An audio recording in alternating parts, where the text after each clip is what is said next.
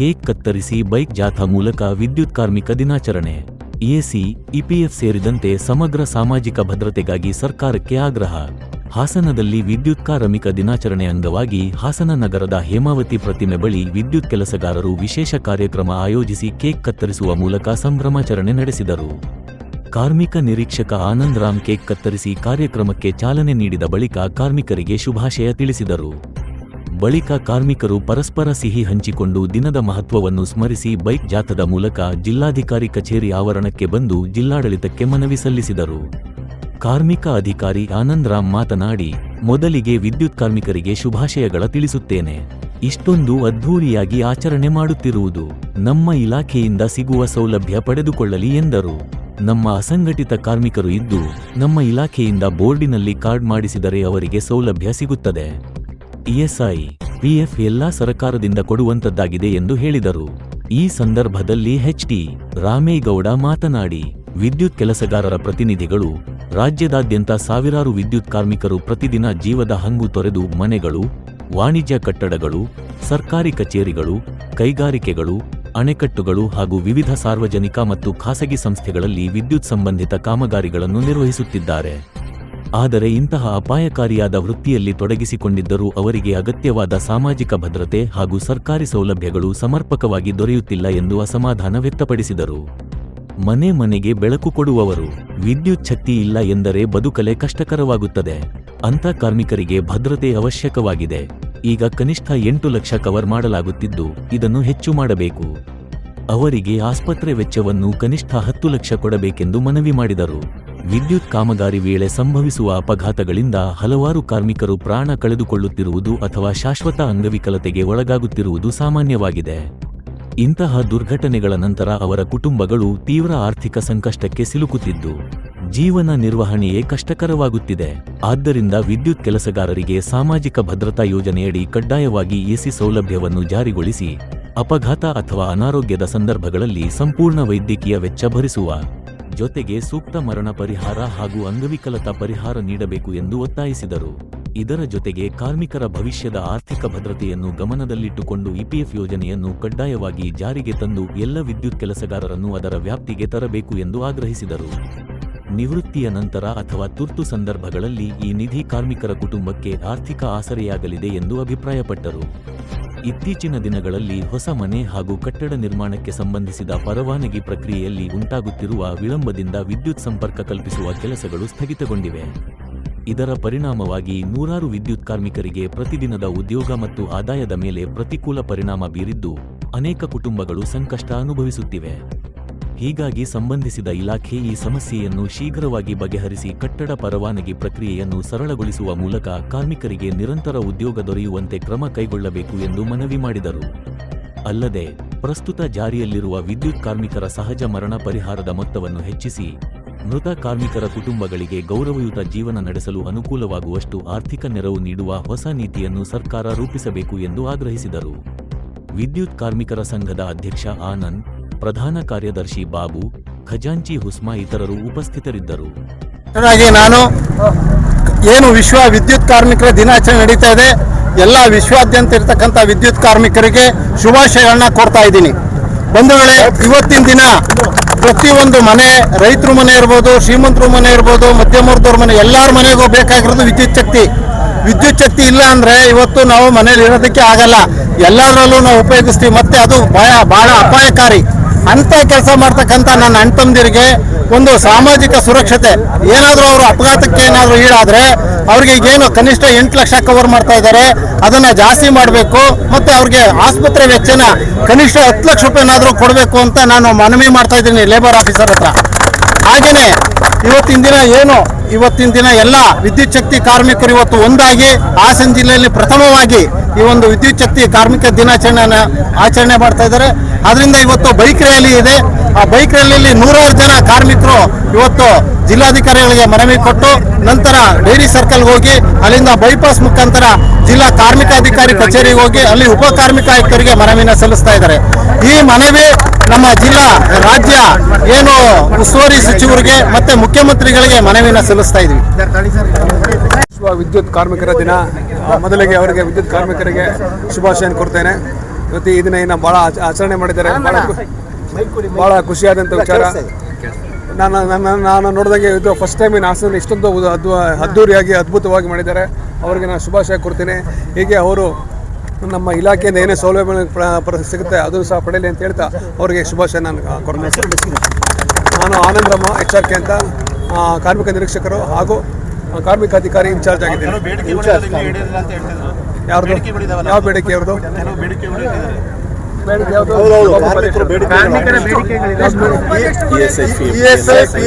ಅವ್ರಿಗೆ ಮತ್ತೆ ಅವ್ರಿಗೆ ಎಲ್ಲ ರೀತಿ ಸಾಮಾಜಿಕ ಸುರಕ್ಷತೆ ಕೊಡಬೇಕು ಅಂತ. ಇದು ಏನು ನಮ್ಮ ಕಾರ್ಮಿಕರಿದ್ದಾರೆ ಅಸಂಘಟಿತ ಕಾರ್ಮಿಕರಿಗೆ ನಮ್ಮ ಇಲಾಖೆಯಿಂದಲೇ ಒಂದು ಬೋರ್ಡಲ್ಲಿ ಕಾರ್ಡ್ ಮಾಡಿಸಿದ್ರೆ ಅವರಿಗೆ ಸೌಲಭ್ಯ ಸಿಗುತ್ತೆ. ಏನು ESI PF ಇದೆ ಅದು ಗೌರ್ಮೆಂಟಿಂದ ಇದಾಗಬೇಕಾಗಿರುವಂಥದ್ದು. ಅವ್ರು ಏನು ಮನವಿ ಕೊಡ್ತಾರೆ ಅದನ್ನು ನಮ್ಮ ಇಲಾಖೆ ಕಳಿಸಿ ಅವರಿಗೆ ಸಿಗುವಂಥ ನಮ್ಮ ಇಲಾಖೆ ಸಿಗುವಂಥ ಪ್ರಯೋಜನಗಳನ್ನು ನಾವು ಪಡೆಯೋದಕ್ಕೆ ಅವರಿಗೆ ಸಹಾಯ ಮಾಡ್ತೀವಿ. ಹಾಸನ ಜಿಲ್ಲಾ ಸರ್ಕಾರಿ, ಅರೆ ಸರ್ಕಾರಿ ಹಾಗೂ ನಿಗಮ ಮಂಡಳಿ ನೌಕರರ ಗೃಹ ನಿರ್ಮಾಣ ಸಹಕಾರ ಸಂಘ ನಿಯಮಿತ ಸೇರಿ 2 ಸಂಘದ 8ನೇ ವರ್ಷದ ಸರ್ವ ಸದಸ್ಯರ ಸಾಮಾನ್ಯ ವಾರ್ಷಿಕ ಸಭೆ ಹಾಗೂ ಪ್ರತಿಭಾ ಪುರಸ್ಕಾರ ಸಮಾರಂಭವು ಜೂನ್ 14ರಂದು ಭಾನುವಾರ ಬೆಳಗ್ಗೆ 10:30ಕ್ಕೆ ನಗರದ ಮಹಾವೀರ ವೃತ್ತದಲ್ಲಿರುವ ಕಲಾಭವನದಲ್ಲಿ ನಡೆಯಲಿದೆ ಎಂದು ಸಹಕಾರ ಸಂಘದ ಅಧ್ಯಕ್ಷ KM ಶ್ರೀನಿವಾಸ್ ತಿಳಿಸಿದರು. ಪತ್ರಿಕಾಗೋಷ್ಠಿಯಲ್ಲಿ ಬುಧವಾರ ಮಾತನಾಡಿ, ಕಾರ್ಯಕ್ರಮವನ್ನು ಶ್ರೀ ಆದಿಚುಂಚನಗಿರಿ ಶಾಖಾ ಮಠದ ಶ್ರೀ ಶಂಭುನಾಥ ಸ್ವಾಮೀಜಿಯವರು ಉದ್ಘಾಟಿಸಲಿದ್ದು, ಸಂಘದ ಅಧ್ಯಕ್ಷ KM ಶ್ರೀನಿವಾಸ ಅಧ್ಯಕ್ಷತೆ ವಹಿಸಲಿದ್ದಾರೆ. ಕರ್ನಾಟಕ ರಾಜ್ಯ ಸರ್ಕಾರಿ ನೌಕರರ ಸಂಘದ ರಾಜ್ಯ ಸಂಘಟನಾ ಕಾರ್ಯದರ್ಶಿ ರಾಜು ಟಿ ಮುಖ್ಯ ಅತಿಥಿಯಾಗಿ ಪಾಲ್ಗೊಳ್ಳಲಿದ್ದಾರೆ. ಗೌರವಾನ್ವಿತ ಉಪಸ್ಥಿತಿಯಲ್ಲಿ ಹಾಸನ ಜಿಲ್ಲಾ ರಾಜ್ಯ ಸರ್ಕಾರಿ ನೌಕರರ ಕೋ-ಆಪರೇಟಿವ್ ಸೊಸೈಟಿಯ ಅಧ್ಯಕ್ಷ ಪರಮೇಶ್ MN, ಉಪಾಧ್ಯಕ್ಷ ಧರ್ಮ BR, ಗೌರವಾಧ್ಯಕ್ಷ GP ವಿಶ್ವನಾಥ್, ಗೌರವಾಧ್ಯಕ್ಷೆ ಸಾವಿತ್ರಮ್ಮ ಹಾಗೂ ಗೌರವ ಕಾರ್ಯದರ್ಶಿ ಸತೀಶ್ ಸೇರಿದಂತೆ ಹಲವು ಗಣ್ಯರು ಭಾಗವಹಿಸಲಿದ್ದಾರೆ. ಸಭೆಯಲ್ಲಿ ಕಳೆದ ಸಾಲಿನ ಆಡಳಿತ ಮಂಡಳಿಯ ಕಾರ್ಯವೈಖರಿ, ಸಂಘದ ಅಭಿವೃದ್ಧಿ ಚಟುವಟಿಕೆಗಳು ಹಾಗೂ ಸದಸ್ಯರಿಗೆ ಒದಗಿಸಿರುವ ವಿವಿಧ ಸೌಲಭ್ಯಗಳ ಕುರಿತು ಸಮಗ್ರ ಮಾಹಿತಿ ನೀಡಲಾಗುತ್ತದೆ. ಜೊತೆಗೆ ವಾರ್ಷಿಕ ವರದಿ, ಲೆಕ್ಕಪತ್ರಗಳು, ಜಮಾ ಖರ್ಚು ವಿವರಗಳು, ಲಾಭ ನಷ್ಟ ಪತ್ರಿಕೆ ಹಾಗೂ ಆಸ್ತಿ ಜವಾಬ್ದಾರಿ ವಿವರಗಳನ್ನು ಸದಸ್ಯರ ಮುಂದಿಟ್ಟು ಅನುಮೋದನೆ ಪಡೆಯುವ ಪ್ರಕ್ರಿಯೆ ನಡೆಯಲಿದೆ. ಇದೇ ವೇಳೆ ಮುಂದಿನ ಸಾಲಿನ ಲೆಕ್ಕ ಪರಿಶೀಲನೆಗಾಗಿ ಚಾರ್ಟೆಡ್ ಅಕೌಂಟೆಂಟ್ ನೇಮಕ, ಸದಸ್ಯರಿಗೆ ನೀಡಲಾಗುತ್ತಿರುವ ವಿವಿಧ ಸೇವೆಗಳ ವಿಸ್ತರಣೆ ಹಾಗೂ ಸಂಘದ ಅಭಿವೃದ್ಧಿಗೆ ಸಂಬಂಧಿಸಿದ ಹಲವು ವಿಷಯಗಳನ್ನು ಚರ್ಚಿಸಿ ನಿರ್ಣಯ ಕೈಗೊಳ್ಳಲಾಗುತ್ತದೆ. ಸದಸ್ಯರಿಂದ ಬರುವ ಸಲಹೆ ಹಾಗೂ ಅಭಿಪ್ರಾಯಗಳಿಗೂ ಸಭೆಯಲ್ಲಿ ಅವಕಾಶ ಕಲ್ಪಿಸಲಾಗುತ್ತದೆ.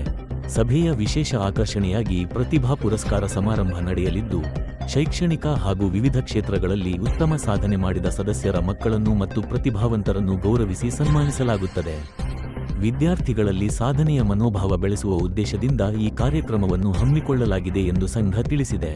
ಕರ್ನಾಟಕ ಸಹಕಾರ ಸಂಘಗಳ ಅಧಿನಿಯಮ 1959ರ ಕಲಂ 20(2)(4) ರ ಅನ್ವಯ ಮುಂದಿನ ಚುನಾವಣೆಯಲ್ಲಿ ಸ್ಪರ್ಧಿಸಲು ಹಾಗೂ ಮತ ಚಲಾಯಿಸಲು ಹಿಂದಿನ 5 ಸಾಮಾನ್ಯ ಸರ್ವ ಸದಸ್ಯರ ವಾರ್ಷಿಕ ಸಭೆಗಳ ಪೈಕಿ ಕನಿಷ್ಠ 3 ಸಭೆಗಳಿಗೆ ಕಡ್ಡಾಯವಾಗಿ ಹಾಜರಾಗಿರಬೇಕು ಎಂಬ ನಿಯಮವನ್ನು ಸದಸ್ಯರು ಪಾಲಿಸುವಂತೆ ಸಂಘವು ನೆನಪಿಸಿದೆ. ಪ್ರಾರ್ಥನೆ, ಸ್ವಾಗತ, ಪ್ರಾಸ್ತಾವಿಕ ನುಡಿ, ಉದ್ಘಾಟನೆ, ವಾರ್ಷಿಕ ವರದಿ ಮಂಡನೆ, ಚರ್ಚೆ, ವಿವಿಧ ನಿರ್ಣಯಗಳ ಅನುಮೋದನೆ ಹಾಗೂ ಗಣ್ಯರ ಭಾಷಣಗಳೊಂದಿಗೆ ಸಭೆ ನಡೆಯಲಿದ್ದು, ಕೊನೆಯಲ್ಲಿ ವಂದನಾರ್ಪಣೆಯೊಂದಿಗೆ ಕಾರ್ಯಕ್ರಮ ಮುಕ್ತಾಯಗೊಳ್ಳಲಿದೆ. ಸಂಘದ ಅಧ್ಯಕ್ಷ KM ಶ್ರೀನಿವಾಸ, ಉಪಾಧ್ಯಕ್ಷ ಧರ್ಮ BR, ಗೌರವಾಧ್ಯಕ್ಷ ವಿಶ್ವನಾಥ್, ಗೌರವ ಕಾರ್ಯದರ್ಶಿ ಸತೀಶ್, ಆಡಳಿತ ಮಂಡಳಿಯ ಎಲ್ಲಾ ನಿರ್ದೇಶಕರು ಹಾಗೂ ಕಾರ್ಯನಿರ್ವಹಣಾಧಿಕಾರಿಗಳು ಸಂಘದ ಎಲ್ಲ ಸದಸ್ಯರು ಹೆಚ್ಚಿನ ಸಂಖ್ಯೆಯಲ್ಲಿ ಭಾಗವಹಿಸಿ ಸಭೆಯ ಯಶಸ್ಸಿಗೆ ಕೈಜೋಡಿಸುವಂತೆ ಮನವಿ ಮಾಡಿದರು. ಪತ್ರಿಕಾಗೋಷ್ಠಿಯಲ್ಲಿ ಹಾಸನ ಜಿಲ್ಲಾ ಸರ್ಕಾರಿ, ಅರೆ ಸರ್ಕಾರಿ ಹಾಗೂ ನಿಗಮ ಮಂಡಳಿ ನೌಕರರ ಗೃಹ ನಿರ್ಮಾಣ ಸಹಕಾರ ಸಂಘದ ಗೌರವಾಧ್ಯಕ್ಷ ವಿಶ್ವನಾಥ್, ಕೋ-ಆಪರೇಟಿವ್ ಸೊಸೈಟಿ ಅಧ್ಯಕ್ಷ ಪರಮೇಶ್, ಉಪಾಧ್ಯಕ್ಷ ಲೋಕೇಶ್ ಕುಮಾರ್, ನೌಕರರ ಗೃಹ ನಿರ್ಮಾಣ ಸಹಕಾರ ಸಂಘದ ಉಪಾಧ್ಯಕ್ಷ BR ಧರ್ಮ, ನಿರ್ದೇಶಕರಾದ D Suresh, R Shivegowda, R Yathish, Byresh ಇತರರು ಉಪಸ್ಥಿತರಿದ್ದರು. ಅಲ್ಪ ಪ್ರಮಾಣದ ಸಾಲವನ್ನು ಸಹ ಪಡಿಬೇಕಾದ್ರೆ ತುಂಬ ಕಷ್ಟ ಆಗುತ್ತೆ. ಆ ಒಂದು ಉದ್ದೇಶದಿಂದ ನಮ್ಮೆಲ್ಲ ಸಂಘದ ಸದಸ್ಯರು ಪದಾಧಿಕಾರಿಗಳು ಸೇರಿ ಈ ಒಂದು ಹೌಸಿಂಗ್ ಸೊಸೈಟಿ ಜೊತೆಯಲ್ಲೇ ಕೋಆಪರೇಟಿವ್ ಸೊಸೈಟಿ ಪ್ರಾರಂಭಿಸಿತು.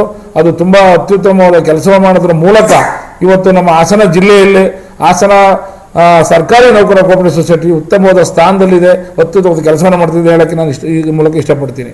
ಜೊತೆಯಲ್ಲಿ ಗೃಹಮಾಣ ಸಹಕಾರ ಸಂಘದ ವತಿಯಿಂದ ನಾವು ಹಲವಾರು ಬಡಾವಣೆಗಳನ್ನು ಮಾತ್ರ ನಿರ್ಮಾಣ ಮಾಡದೆ ಅಲ್ಲಿ ಸಂಬಂಧಪಟ್ಟಂಥ ಸಾಮಾಜಿಕವಾದ ಕಳಕಳಿಯಾದ ಒಂದು ಕೆಲಸವನ್ನು ಸಹ ನಾವು ಮಾಡ್ತಾ ಬಂದಿದ್ದೀವಿ.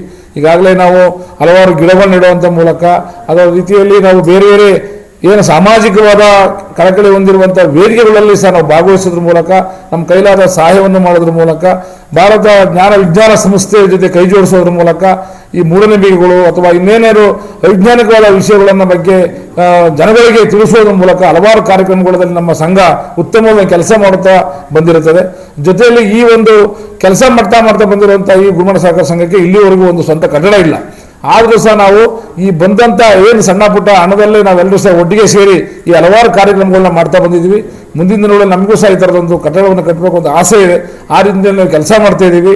ಮತ್ತು ಈ ಒಂದು ಉತ್ತಮವಾದ ಪ್ರತಿಭಾ ಪುರಸ್ಕಾರ ಕಾರ್ಯಕ್ರಮದಿಂದ ಹಲವಾರು ಮಕ್ಕಳಿಗೆ ನಾವು ಉತ್ತೇಜನ ನೀಡುವ ಉದ್ದೇಶದಿಂದ ನಾವು ಕನ್ನಡ ಶಾಲೆಗಳಲ್ಲಿ ಏನು ಅಲ್ಲಿ ಗ್ರಾಮೀಣ ಪ್ರದೇಶದಲ್ಲಿರುವಂಥ ಶಾಲೆಗಳನ್ನು ಗುರುತಿಸಿ ನಮ್ಮ ಕೈಲಾದ ವಿದ್ಯಾರ್ಥಿಗಳಿಗೆ ಬ್ಯಾಗು ಮತ್ತು ಪುಸ್ತಕಗಳನ್ನು ಕೊಡುವಂಥ ಕೆಲಸವನ್ನು ಮಾಡ್ತಾ ಬಂದಿದ್ದೀವಿ.